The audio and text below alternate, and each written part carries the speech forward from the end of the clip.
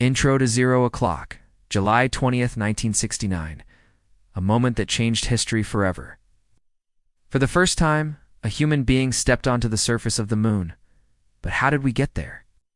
On board were 3 astronauts: Neil Armstrong, Buzz Aldrin, and Michael Collins.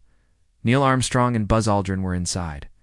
As they approached the surface, Armstrong noticed dangerous boulders and took manual control. With just seconds of fuel left, he safely landed. After a 3-day journey, they entered lunar orbit.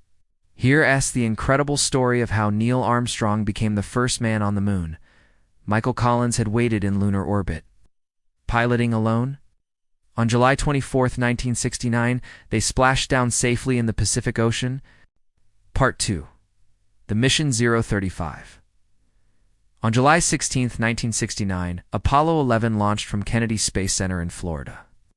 Neil Armstrong's first steps marked a new era for humanity. More than 50 years later, the words "the Eagle has landed" still inspire us to reach for the stars, and said the legendary words.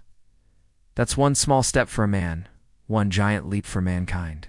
Buzz Aldrin joined him, describing the surface as magnificent desolation. Part 3. The landing.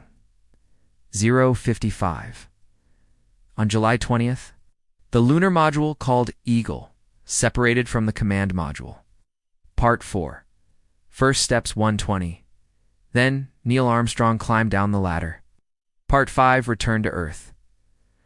140. After spending over 21 hours on the moon, the astronauts returned to the command module. Outro 2 o'clock. The Apollo 11 mission proved that nothing is impossible.